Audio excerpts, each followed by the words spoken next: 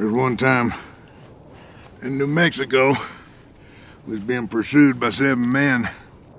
I turned bow around and taking them reins in my teeth, rode right at them boys, firing them 2 Navy 6s I carry in my saddle. Well, I guess these old married men who love their families as they scattered and run for home. Well, that is hard to believe. What is? 1 man riding at 7. Oh, it's true.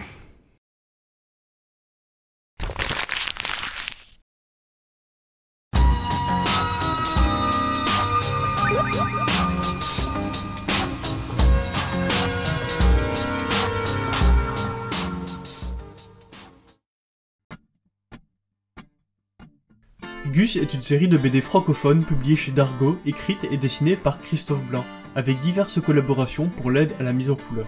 Walter, Alexandre Chenet et Clémence Sapin. La série est en cours de publication depuis 2007 et compte actuellement 4 tomes. On suit ici les aventures de Gus, Clem et Gratt, 3 cow-boys hors la loi. La BD est très centrée sur l'esthétique du western et une description précise des rapports humains, toujours présentés comme forts et passionnés. Les 3 amis braquent des banques, pillent des trains, draguent les filles, s'aiment, s'engueulent et sont excentriques. Cette BD représente un idéal du western vu par son auteur, Christophe Blain. Dans ses interviews, il exprime très clairement sa fascination pour ce genre appartenant surtout au cinéma et au roman. Le western est ce qu'on pourrait appeler de la culture pop. Bien que ce ne soit pas un genre ayant actuellement le vent en poupe, il est bien ancré en nous, dans l'inconscient collectif et possède de nombreux folklores, figures emblématiques, légendes, ainsi que des codes moult fois détournés et que nous possédons tous. Le western que nous connaissons tous est une construction purement fantasmée et très éloignée de la réalité historique. La culture de l'imaginaire a pris le pas sur la réalité et, à moins d'efforts et de volonté, nous confondons aisément les deux. Cette abstraction ambiguë nous permet de trouver des modèles parmi des personnages comme les cow-boys, et de voir en eux des représentants tangibles de périodes pourtant complètement erronées sur le plan de la réalité, et ce, pour le meilleur comme pour le pire. Voici un exemple d'image qui pourrait bien représenter la vision que je vous propose. La scène montre une idée classique de cow-boy qui s'accoude à un bar. L'articulation de ses bras est retournée et la position est anatomiquement complètement fausse, mais très démonstrative. Elle montre de la désinvolture, évoque une position d'accoudement à un bar qui nous semble familière, alors qu'on ne l'a évidemment jamais vue telle quelle dans un film. C'est l'évocation de la réalité d'un geste qu'on se représente. La BD, Gus, joue beaucoup là-dessus, sur nos acquis sensoriels qui nous viennent de nos visionnages ou lectures de western, et dont l'assimilation ne tient plus que du fantasme. Ce qui pourrait être une aberration graphique, Christophe Blain arrive à nous le faire accepter et même à nous communiquer très directement ses visions fortes et fun d'un univers que l'on partage. L'auteur s'est nourri de toutes ces références et nous propose ici sa vision personnelle du western par lequel il nous raconte sa vision des rapports humains. Je dirais que le dessin de Christophe Blain est héritier d'auteurs américains de BD du début du XXe siècle comme Segar et Floyd Gottfredson, mélangés avec la patte française de Gus Boffin. La force d'un dessin non réaliste comme celui de Blain est plus apte à stimuler et représenter notre univers imaginaire. Un dessin abstrait est une forme de fantasme, et quand il est bien réalisé et communicatif, il peut être une vision idéalisée de nos sensations. La flexibilité du dessin de Christophe Blain offre à ses personnages la possibilité d'exprimer leurs émotions avec une transparence complète. La peur, l'orgueil, la joie ou encore la tristesse sont ici montrés de manière exacerbée, comme peuvent l'être les personnages de cartoon. Cela donne une impression que les personnages sont très à fleur de peau, et met l'accent sur une lecture empathique de leurs aventures. Ils sont tout autant des humains que des représentants d'une émotion. Il n'y a pas de frontière entre les codes humoristiques qui comprennent les personnages et la réalité qu'ils vivent. Si Gus est agité et multiplie ses bras, c'est parce que c'est ainsi que lui-même, les autres protagonistes et le lecteur le perçoivent. On vit ici littéralement une vue de l'esprit. De même, la manière dont les bulles vont être dessinées et agencées vont montrer le ton donné d'une conversation. Cela aussi, les personnages le perçoivent car réagissent en conséquence. Leur voix et leurs propos ont une forme et a une influence sur leur univers. Ce n'est pas exactement de l'écoute ou du parler, vu que c'est écrit, mais la perception et l'utilisation des phylactères est un sens propre aux personnages de BD, et à ce que le lecteur va bien vouloir leur apporter. La mise en scène de Christophe Blain repose davantage sur le dessin que la forme des cases, dans le sens que ces dernières sont généralement disposées pour laisser le dessin s'exprimer, plus que comme un moyen narratif en soi. En cela, Gus est une BD assez ancrée et héritière du paysage francophone traditionnel, dans laquelle le format du cadrage et sa disposition est généralement plus discret que dans le comic ou le manga. Ce n'est bien sûr pas une règle stricte et l'auteur peut utiliser la mise en scène de ces cases pour raconter quelque chose. La disparition de celle-ci, est chez Blin l'utilisation la plus courante quand il s'agit de représenter un moment en suspens dans le temps ou une action dynamique. Mais cela reste à mon sens plus une part organique de son dessin qu'une figure de style de cadre en soi.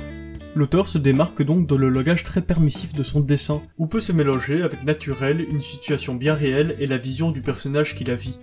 Les différents niveaux de lecture qu'offre la BD permettent d'apporter dans une case beaucoup d'idées et de concepts visuels. Le temps est relatif dans une case de BD, et si un dialogue et une pensée peuvent être représentés dans un même plan, le temps s'écoulant pour les personnages durant cette action peut être subjectif. La pensée d'un personnage, son temps de réflexion est bien difficile à déterminer dans sa durée réelle, et le lecteur accepte bien souvent de considérer par défaut ces moments-là comme étant en suspens. C'est d'ailleurs un des soucis que pose l'adaptation de BD en dessin animé.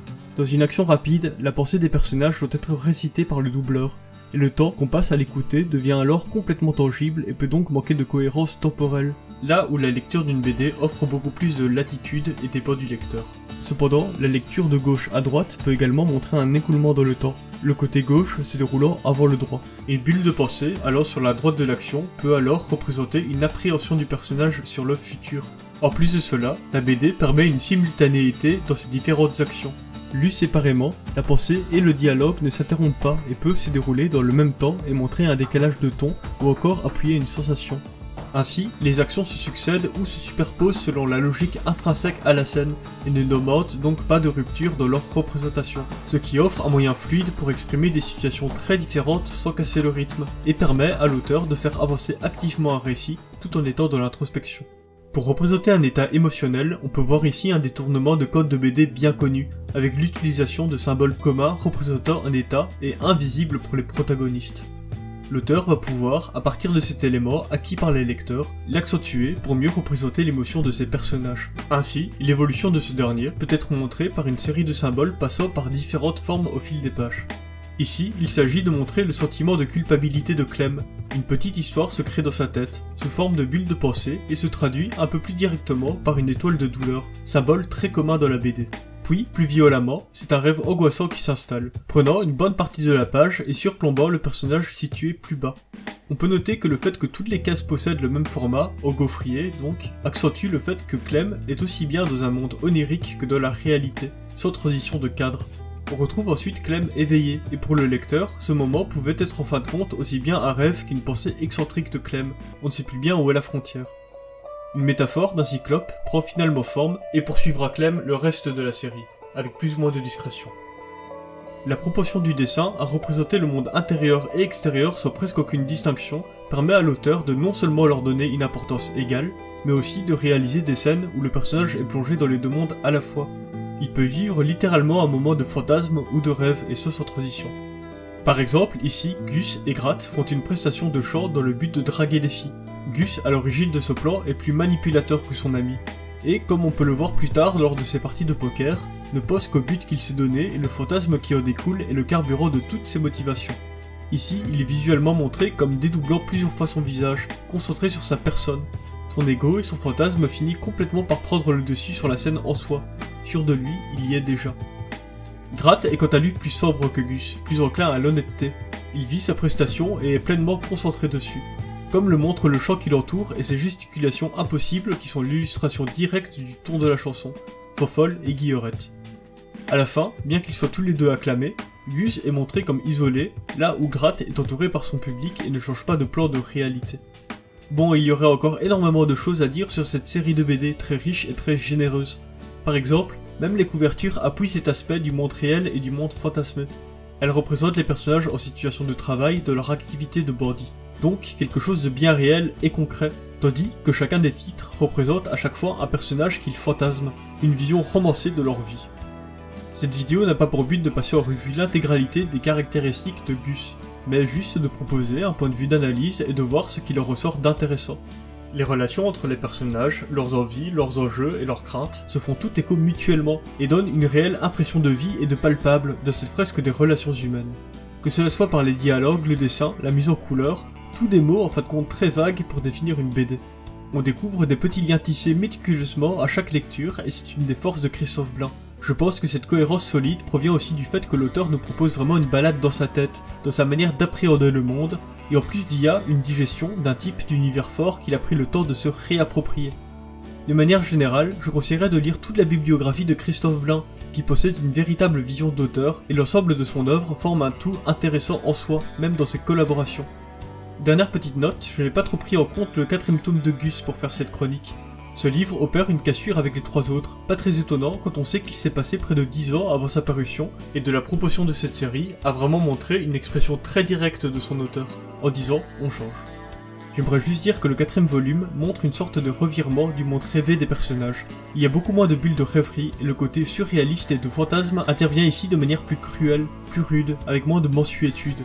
De plus, le dessin est plus détaillé, les cases plus nombreuses et resserrées, ce qui donne un graphisme global moins sujet à la légèreté et à la rêverie.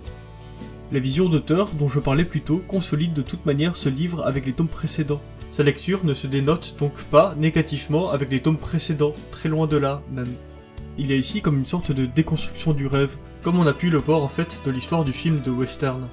Voilà qui conclut donc cette chronique, je vous remercie pour votre temps de cerveau et vous dis à bientôt pour de nouvelles vidéos.